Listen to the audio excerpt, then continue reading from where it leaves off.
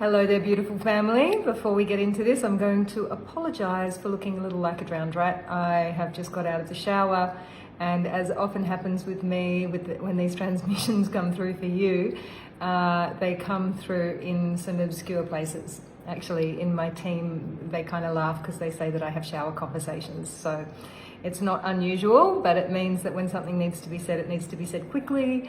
So here I am.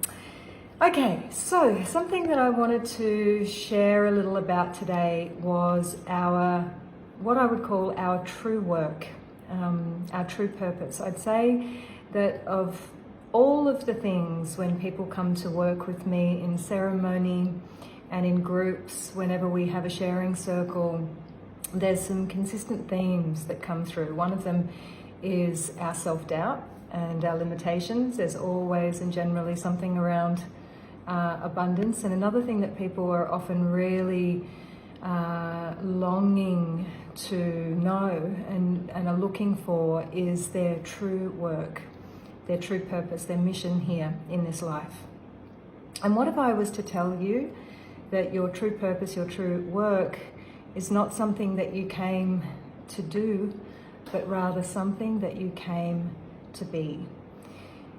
Because during these times that we are in, as you know, I speak about it a lot, and so do many, many others, all in our own ways of what's coming through.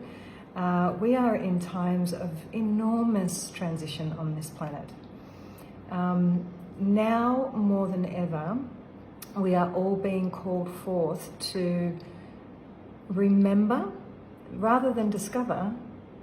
It's a remembering of something that has always been innate within you, our gifts, and bring them forward in service to the upliftment, to the awakening of our planet and of our human family as we move from this old paradigm that we call the 3D, which simply means the sort of old patriarchal toxic masculinity, not divine masculine paradigm that we've been living in, that's been largely controlled by the mind, by fear, perhaps by greed, and top-down structures, and all of the things that we see are crumbling rapidly in front of us.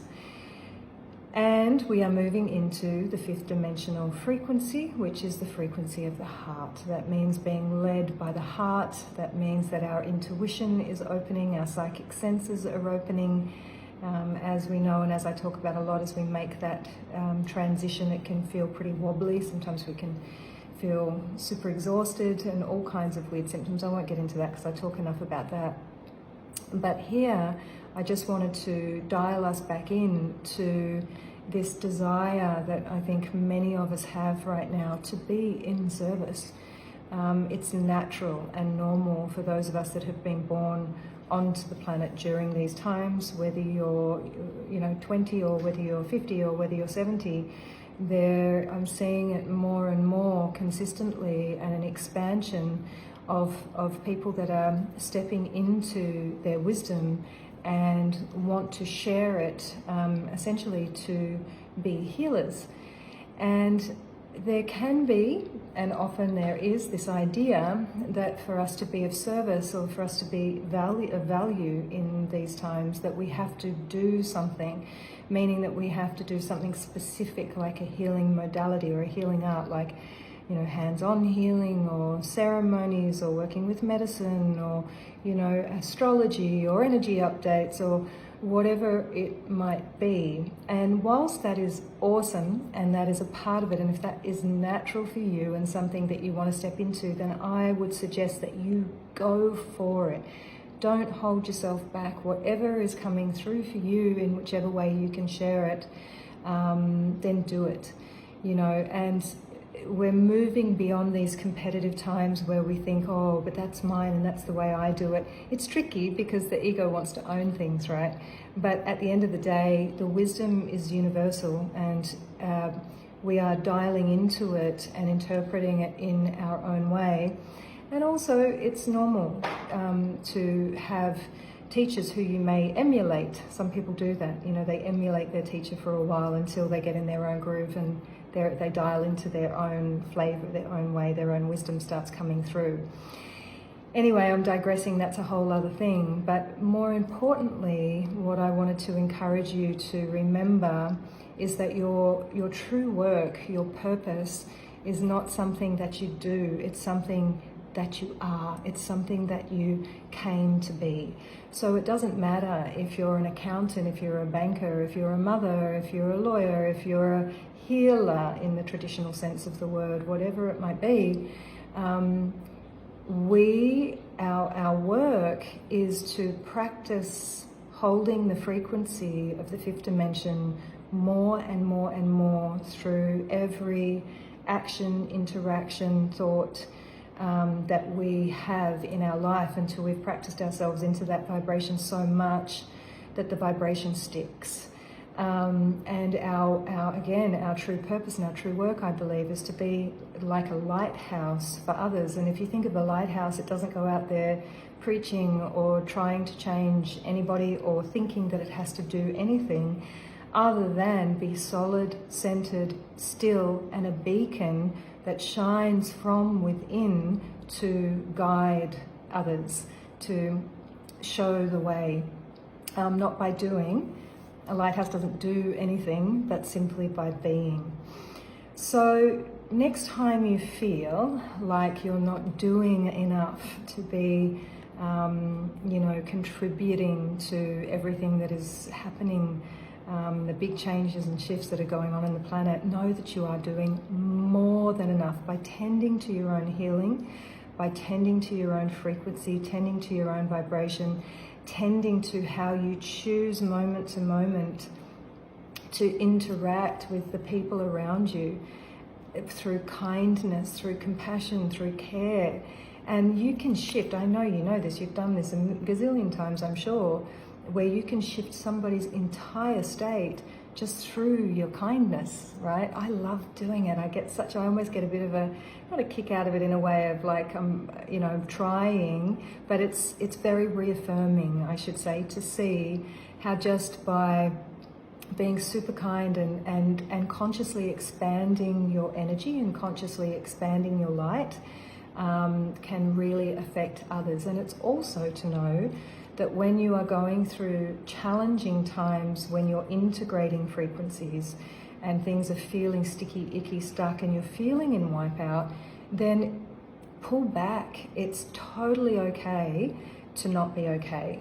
And it's okay not to share in those places. And if you do find yourself in a place where you have to share because, for one reason or another, that is your role in your work, then you can do that from a place of authenticity, from exactly where you're at, without having to pretend that you're something that you're not, because that also gives permission to others to be the same. Like while I'm recording this, I'm actually having a day of very, very low energy today. So I'm very surprised that I'm here and sharing this with you. But sometimes for me, when I'm in a place of tiredness, in a place of low energy, because it's so much, oh my God, I can't even tell you what's being integrated, because I've had we've just been through these massive eclipses and conjunctions and full moon, and there's all of that cosmic stuff.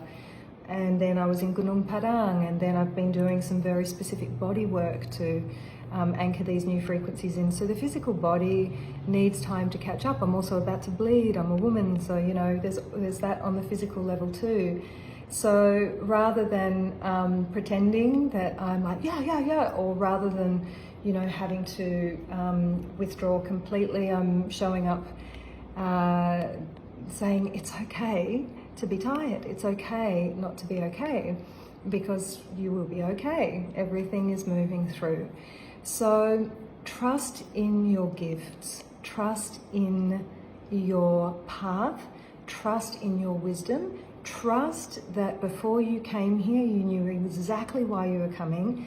And if you're feeling a little lost about your path, your purpose, and what's next, I would recommend shifting your focus back to your why. Why is it that you want to, be a breath worker? Why is it that you want to share cacao and ceremony? Why do you want to be a coach? Why? What is your why? Always stay connected to that. We have to watch the ego, because the ego is tricky and often it just wants to be seen, and that's okay because that's a part of the old map of the world and we're getting conscious and aware of it. But everything that we do now has to have a bigger why, a collective why beyond our individual why, okay? And we do that by offering what we are in service, and the highest thing that we can offer, the highest frequency, the highest gift, the most precious service that we can offer is to share a frequency of love, of kindness, of compassion. And I pretty much 110% guarantee you that if you make that your purpose, then the outer world will present you with opportunities. And like Alice going after the white rabbit, you follow that thread of synchronicities and you will find your way to something that marries your outer purpose with your inner purpose. So I'll just finish off by saying that if being in service in the way of a healer or in the way of facilitation of deeply transformational spaces appeals to you, and that's something that you do feel could be a part of your service on the outer levels by marrying your inner purpose and your outer purpose through sharing ceremony with your communities, through sharing deeply transformational spaces, either one-on-one or in groups, then I would love to help you to realize that dream and that desire and that wish by training you to do that. So you can come and join me in, I have a 3-month apprenticeship beginning on the 1st of August that is an exquisitely deep dive into facilitating sacred space, working with the medicine of cacao, and also this year I've added in masterclasses of other modalities so that you can go deeper into breath work, you can go deeper into somatic movement and ecstatic dance, you can go deeper into sharing medicine songs and icaros. You don't have to be a good singer, you don't have to be a DJ, you don't have to be anything. You learn the art of what it is to facilitate these kinds of containers, and then your gifts will flourish within that. So take it easy out there, be gentle with yourselves, and I'm just going to finish by saying once again that your true work is not what you came to do, it's who you came to be. And you are what this world needs already. You are the medicine. That's it. All my love. Bye for now.